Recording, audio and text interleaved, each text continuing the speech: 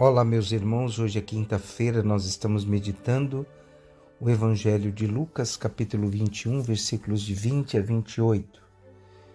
O Evangelho vai dizer: quando vir de Jerusalém cercado de exército, ficais sabendo da sua destruição, e essa destruição está próxima.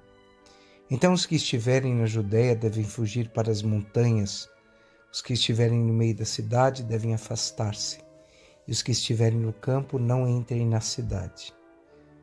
E assim, meus irmãos, nós estamos vendo esse Evangelho. E qual é o sentido do Evangelho de hoje, parecendo ser para nós uma linguagem apocalíptica? Estamos ainda no discurso escatológico sobre o fim do mundo, o fim de tudo. Na versão de Lucas, o que ele quer nos mostrar? Ele nos descreve a destruição da cidade de Jerusalém e o templo e suas tremendas consequências. A destruição de Jerusalém e o templo de Jerusalém aconteceu nos anos 70 depois de Cristo, quando o imperador Tito estava tomando posse daquela cidade.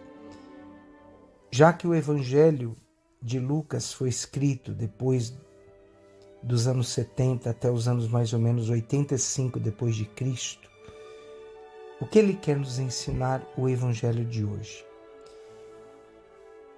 Isso significa que a destruição de Jerusalém já tinha acontecido e a destruição era o fim para Lucas de uma etapa da história da salvação. Por isso, não é o sinal da chegada do momento escatológico.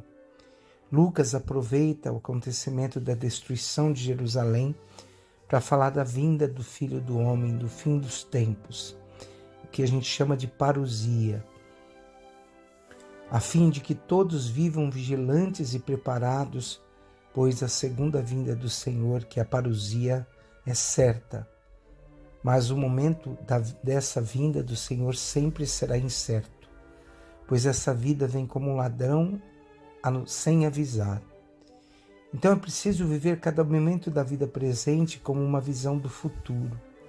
O próprio futuro está no presente. Nossa vida se move no presente entre uma história e um projeto futuro. A vida só pode ser compreendida olhando-se para trás, mas só pode ser vivida olhando-se para frente. Aprendamos a viver intensamente o presente, o único instante que temos de nossas mãos para construir.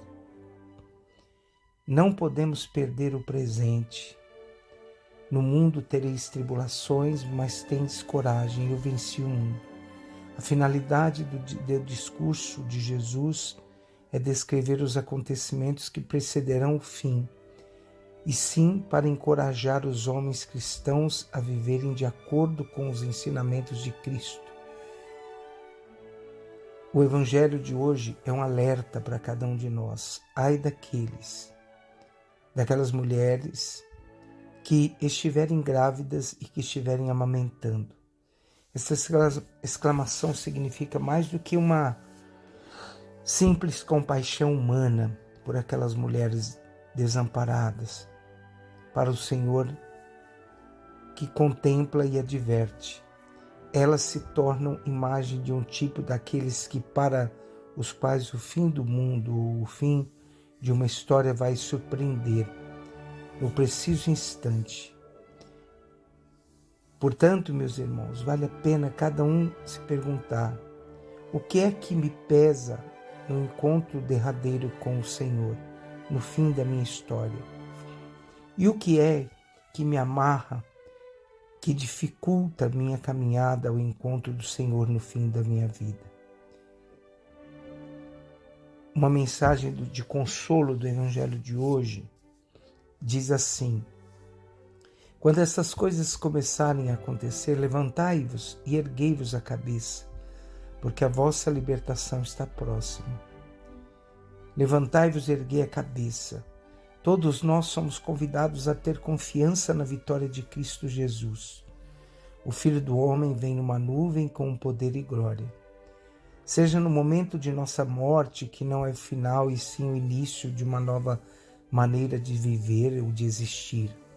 Ou seja, no momento final da nossa história, basta estar com Jesus e permanecer nele, e ele virá, e não na humanidade, na humildade e pobreza de Belém.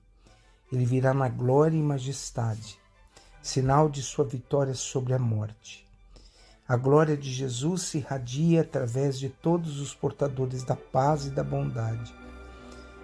Ela se irradia através de todos os homens e mulheres que constroem uma sociedade mais justa. Precisamos fazer este tipo de história para que o Senhor possa vir na sua glória ao nosso encontro, para que Ele entre na nossa história. No entardecer de nossa vida seremos julgados sobre o amor. Essa frase de São João da Cruz sintetiza profundamente o que o Evangelho quer nos ensinar.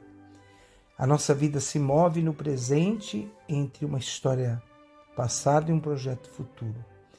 Aprendamos dessas lições do passado como otimismo e desejo de superação. Aprendamos a viver intensamente o presente e o único instante que temos em nossas mãos para construir. Durante esta semana da liturgia, preparando-nos para o advento, vai nos colocando numa esperança atenta à vinda do Salvador. Nós esperamos, de alguma maneira, o que já possuímos. E essa esperança é tão certa como as mesmas intervenções de Deus na história do seu povo. Que Deus nos abençoe, meus irmãos, e que desça sobre todos nós a bênção do Deus Todo-Poderoso, Pai, o Filho e o Espírito Santo. Amém.